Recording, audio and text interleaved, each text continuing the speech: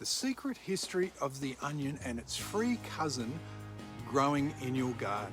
The humble onion is essential in cooking and it has been for thousands of years. It looks harmless, but it can reduce a grown man to tears. In my other hand is onion weed, Allium Triquetrum. Now we'll talk about this little fella later on, but first let's talk about the humble onion. Did you know the onion's been part of human history for over 5,000 years? It's one of the oldest cultivated plants in the world, and it's been treasured by civilizations from Egypt to Rome. Now, the ancient Egyptians actually revered the onion as a symbol of eternity. It has many layers representing the circle of life to them, and they used it for food, medicine, and even for mummification for its symbolic and practical qualities, including the belief that the concentric circles represented eternal life and the afterlife.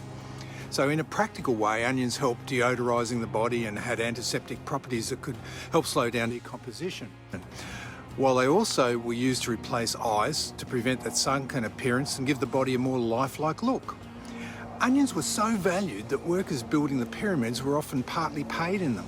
From Egypt, the onion spread to Greece, to Rome, where it was believed to bring strength and healing, and Roman soldiers even ate the onion to increase endurance. By the Middle Ages, onions have become a staple food across Europe, used in everything from stews to medicinal tonics. They're even traded as currency. And when the European settlers went to the Americas, they took onions with them.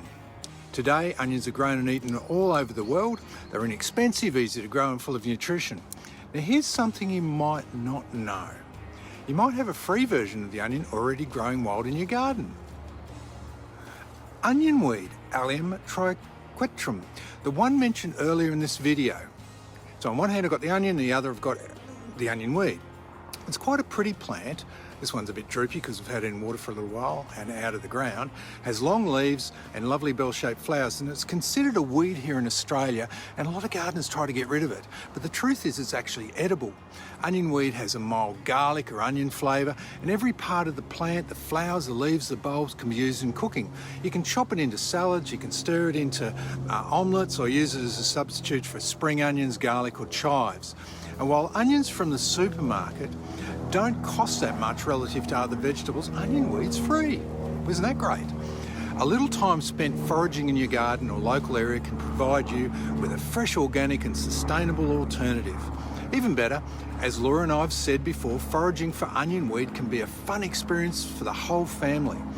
And once again, it's a chance to get outside together, enjoy the fresh air, and teach the children something about nature, sustainability and being resourceful. Remember, it's important not to over-harvest so we can leave plants for others, and there'll be plenty for the next season as well if we do that. So next time you see onion weed growing in your garden, don't rush to pull it out and throw it away.